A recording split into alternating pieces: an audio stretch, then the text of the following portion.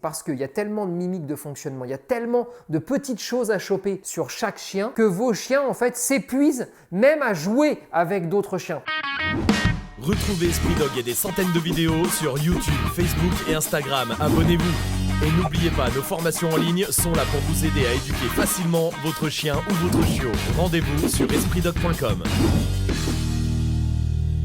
Salut à tous, bienvenue sur Esprit Dog. Aujourd'hui, je vais vous donner 3 conseils pour des balades canines réussies. Alors déjà, avant de commencer, on a fait un podcast de 40 minutes sur les balades canines. Donc je vous invite à aller l'écouter, on s'était bien posé. On avait pu un petit peu vous raconter tout ce qui se passait en balade. Donc là, on parle de balade avec d'autres chiens, d'accord ? Le vrai premier conseil quand même, d'accord, c'est d'y aller content et avec le sourire. Commencez pas à me faire la gueule quand vous partez en balade. Ça, c'était pas vraiment dans les 3 conseils, mais bon, c'est la petite option parce que j'en vois quand même beaucoup, tu sais, en train de ronchonner, ils arrivent. Non, on y va, on s'amuse. Attaquons le premier conseil. Mélangez-vous. Alors mélangez-vous, ça veut dire quoi ? Ah oui, j'imagine bien qu'en balade, ils vont dans tous les sens. C'est pas ça que je suis en train de vous dire. Quand je parle de mélanger, c'est que si jamais vous avez un berger australien, ne restez pas qu'avec des bergers australiens. Si vous avez un staff, ne restez pas qu'avec des staffs.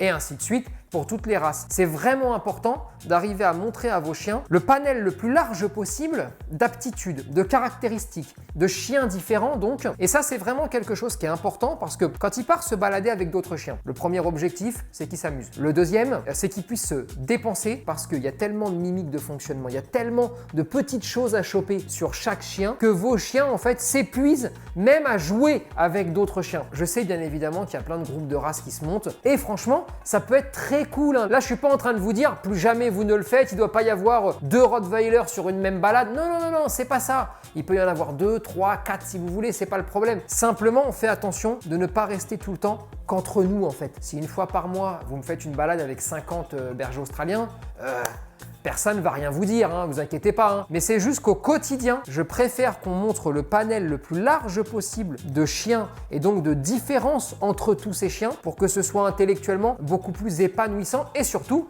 que vous, quand vous allez vous retrouver en balade seul avec votre chien et que vous allez en croiser un autre, plus il est habitué à un panel le plus large possible de modes de fonctionnement, mieux il réagira. Et évidemment, ce conseil-là marche aussi sur petit, moyen, grand. Toutes les formes de chiens sont très importantes et on doit vraiment toutes les mélanger pour que chacun apprenne de l'autre. Deuxième conseil, je vais plus vous donner mon avis sur est-ce que c'est intelligent, est-ce que c'est bien de jouer avec un bâton ou de jouer avec une balle quand on est en balade canine. Moi, comme ça, naturellement, d'accord, j'ai envie de vous dire non, c'est une bêtise. Quand il rencontre des chiens, quand on est en balade canine, je préfère largement qu'il s'amuse avec ses potes, qu'il perçoive l'environnement, qu'il s'en inspire tout en jouant, ce que je vous expliquais juste avant, plutôt que de lui faire le focus sur un truc que je peux faire quand on est seul. Ça, c'est la première énorme raison. La deuxième, c'est s'éviter aussi une bagarre à la con. Alors, vous allez me dire, on peut leur apprendre à partager les ressources, etc. Oui, bien sûr, c'est vrai. Sauf que dans les balades canines, c'est pas toujours les mêmes chiens, c'est pas toujours les mêmes groupes qui sont constitués. Encore une fois,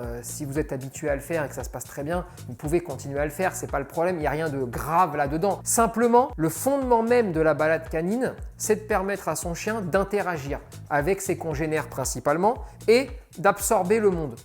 C'est dommage de lui faire le focus sur autre chose. Troisième conseil, quand il y a un chien qui est relou, qui est harceleur, vraiment qui prend un peu la tête, il est gentil, mais il est concon, est-ce qu'il faut le rattacher ou pas? Il y a plusieurs choses à prendre en compte. Déjà, le type de chien qu'il y a dans la balade canine. Est-ce qu'il y a des chiens suffisamment calmes, suffisamment posés, apaisés pour arriver justement à apaiser le petit harceleur? Et vous m'avez entendu, je ne suis pas en train de vous parler de chiens qui recadrent. Je ne suis pas en train de vous parler du chien qui va casser des gueules et on va vous dire ouais, il l'a recadré parce qu'il est harceleur. Ça ne marche pas comme ça. S'il y a ça, alors laissez faire et le petit posé tranquille, bien installé, va le laisser faire n'importe quoi, lui montrer que ça ne marche pas, avoir une démarche, avoir une attitude, avoir une façon de se déplacer qui apaise. Et en dernier recours, si vraiment tout ça n'a pas fonctionné, alors il lui expliquera qu'il faut s'apaiser. Et quand je dis il lui expliquera, attention, c'est pas lui couper une oreille et repartir avec. Si ça ne marche pas, alors moi je pense qu'à un moment donné, il faut changer de stratégie. Première stratégie, peut-être qu'il faut arriver 15 ou 20 minutes avant la balade et il faut dépenser son chien cette fois-ci avec une balle par exemple, tant qu'il n'y a pas les chiens. Pourquoi? Parce qu'il est tellement haut en énergie et tellement haut aussi en joie, qu'en le fatiguant un peu plus avant, on va avoir un chien forcément un peu plus calme après. Ça va avoir quoi comme incidence? S'il est beaucoup plus calme dans la balade, il est en train de se rendre compte aussi qu'on ne peut plus harceler parce qu'il en a tout simplement plus le physique aussi. Et donc, il y a une autre alternative, une autre façon de se comporter et il va apprendre que cette façon de se comporter est la bonne parce que vous allez arrêter de crier, vous allez être heureux, les chiens vont pas le rejeter, les chiens vont peut-être même accepter de l'appeler au jeu ou de jouer avec lui alors qu'avant il disait ouais toi t'es complètement zinzin, laisse-nous tranquille. Et en fait c'est toutes ces petites choses-là qui font qu'on va réussir à l'apaiser. Autre chose pour ce chien-là, peut-être qu'il n'en fait pas assez.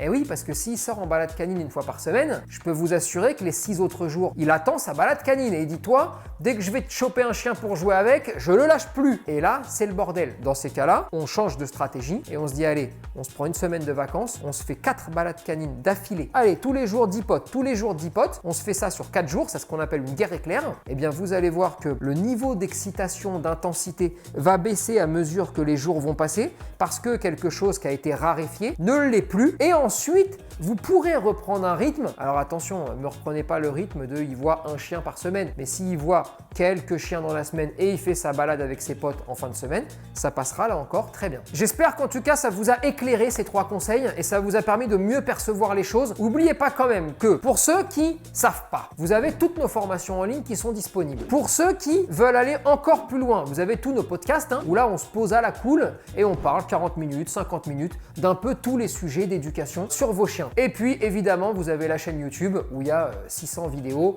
et là, bon, allez hop là, on va piocher à droite à gauche et on rigole et on s'amuse parce que le plus important avec vos chiens, c'est quand même d'avoir le sourire. On compte sur vous pour partager cette vidéo, réagir en commentaire et vous abonner à la page Facebook, Instagram et YouTube. Et n'oubliez pas que nos formations en ligne sont là pour vous aider à éduquer votre chien et votre chiot. Dispo sur espritdog.com.